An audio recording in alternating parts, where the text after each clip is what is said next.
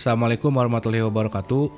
Perkenalkan, nama saya Muhammad Figwar Razan Fadilah dengan NRP 15 2022-04 beserta dua rekan saya, yaitu ada Muj Triharnanto dengan NRP 15 2022-083 dan Muhammad Dedrick Vinegan dengan NRP 15 2022-183. Jadi di sini kami akan mempresentasikan perancangan data warehouse kelompok kami. Untuk pembahasan pertama di sini ada latar belakang. Jadi kelompok kami itu menganalisis perusahaan hipotetis yaitu PT Adventure Works. Nah, PT Adventure Works ini adalah perusahaan e-commerce dengan basis pelanggan global. Jadi si pelanggannya itu dari berbagai negara. Nah, perusahaan ini itu sedang menghadapi tantangan dalam mengelola dan menganalisis data secara efektif. Maka dari itu, perusahaan ini itu memutuskan untuk mengimplementasikan solusi data warehouse. Nah, data transaksi sebelumnya itu yang hanya tersimpan dalam Excel itu nanti akan diintegrasikan ke dalam database MySQL dan juga nanti akan divisualisasikan menggunakan Power BI. Diharapkan solusi ini akan memberikan wawasan bisnis yang mendalam dan juga membantu perusahaan dalam mengambil keputusan yang tepat waktu dan juga akurat. Selanjutnya di sini ada tujuan. Untuk tujuan sendiri itu, proyek ini tuh bertujuan untuk membangun dan menerapkan solusi data warehouse bagi sebuah perusahaan hipotetis yang berfokus pada penjualan produk online. Nah, dengan memasukkan entitas utama seperti tanggal penjualan, produk masuk, pelanggan, dan juga produk. Solusi ini akan mengintegrasikan data dari berbagai sistem operasional perusahaan. Diharapkan dari hal ini tuh akan memungkinkan analisis bisnis yang komprehensif dan pengambilan keputusan yang lebih baik, termasuk mulai dari analisis tren penjualan, pemetaan preferensi pelanggan, manajemen persediaan produk, dan perencanaan keuangan. Pada akhirnya, tujuannya itu adalah menciptakan solusi yang kokoh dan fleksibel untuk mendukung keputusan analisis bisnis dan pengambilan keputusan di pasar yang kompetitif. Selanjutnya di sini ada manfaat. Untuk manfaat sendiri yang pertama itu ada peningkatan efisiensi operasional. Jadi dengan analisis data yang lebih baik, perusahaan itu dapat mengidentifikasi area yang dapat dioptimalkan dan meningkatkan efisiensi proses bisnis. Yang kedua itu adalah optimalisasi strategi pemasaran, yaitu data pelanggan yang terintegrasi memungkinkan perusahaan untuk memahami perilaku pelanggan dan juga merancang strategi pemasaran yang lebih efektif. Yang terakhir yang ketiga, yaitu peningkatan kepuasan pelanggan. Dengan memahami kebutuhan pelanggan dengan lebih baik, perusahaan dapat memberikan layanan dan produk yang lebih sesuai dengan harapan pelanggan. Mungkin cukup sekian yang bisa saya sampaikan. Untuk selanjutnya itu akan dijelaskan oleh rekan-rekan saya. Sekian dari saya, terima kasih. Wassalamualaikum warahmatullahi wabarakatuh. Berikutnya ada rumusan masalah. Kami membaginya menjadi 3 bagian. Yang pertama itu, bagaimana cara mengatasi keterbatasan dalam analisis data yang diakibatkan oleh data terfragmentasi di berbagai sistem operasional perusahaan, sehingga dapat mendukung pengambilan keputusan yang lebih efektif.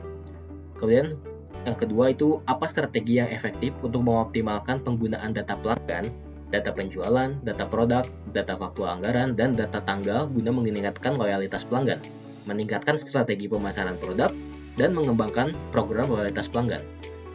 Dan yang terakhir itu, bagaimana memastikan integritas, keamanan, dan konsistensi data dalam semua komponen proyek ini untuk meminimalkan risiko kesalahan analisis dan pengembalian keputusan yang salah. Ini adalah data modeling berupa TRD yang telah kami buat. Seperti yang telah disebutkan sebelumnya, ada data tanggal, ada data customer, data produk, data penjualan, dan juga data fact budget. Berikutnya itu rancangan extraction, transformation, and loading atau ETL. Yang pertama ada extraction. Data-data yang diekstraksi adalah data pelanggan, data produk, data fact budget, dan data dim date atau tanggal, dan juga data penjualan. Selanjutnya akan dilanjutkan oleh saya, Muhammad Dedrick dengan NRP 15 2022-183. Selanjutnya ada transformation atau transformasi, juga diperlukan untuk mengkombinasikan data dari berbagai sumber menjadi satu set data yang terintegrasi, atau bisa dibilang mengambil data dari berbagai database lalu difilter ke dalam satu data yang terintegrasi. Contohnya dalam kasus kami, data pelanggan.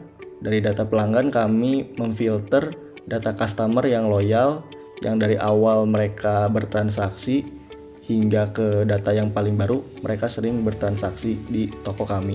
Lalu di data penjualan, kami memfilter data penjualan di tanggal atau bulan mana saja kita mendapatkan jumlah penjualan yang besar atau penjualan yang paling sibuk untuk mengirim barang penjualan.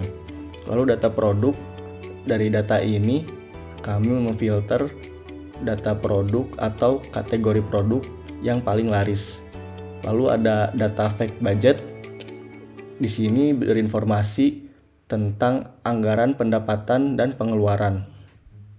Lalu ada data tanggal. Dari data ini kami memfilter data di bulan apa saja penjualan naik atau turun. Lalu selanjutnya loading, ini yang terakhir atau yang ketiga. Pertama kita sudah melakukan ekstraksi, mengambil data lalu kita mengubahnya. Lalu sekarang kita meload datanya dan menghasilkan output data yang terintegrasi menjadi satu tadi dari berbagai database. Lalu ini kami mencoba mengimplementasikannya menggunakan Pentaho. Bersyukur kami bisa dilihat ada centang hijau berhasil ya melakukan implementasi menggunakan Pentaho. Lalu kesimpulannya, tujuan dari perancangan ini adalah untuk membangun gudang data yang memungkinkan analisis mendalam terhadap pelanggan, produk, penjualan, dan anggaran perusahaan. Data yang diproses melalui ETL terstruktur dapat memberikan informasi berharga kepada perusahaan untuk mengambil keputusan strategis, meningkatkan layanan pelanggan, dan meningkatkan efisiensi operasional dengan berfokus pada data loyalitas customer, penjualan, produk terlaris, anggaran, dan tren penjualan.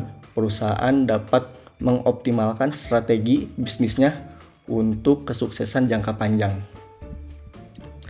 Terima kasih, mohon maaf bila ada kesalahan. Assalamualaikum warahmatullahi wabarakatuh.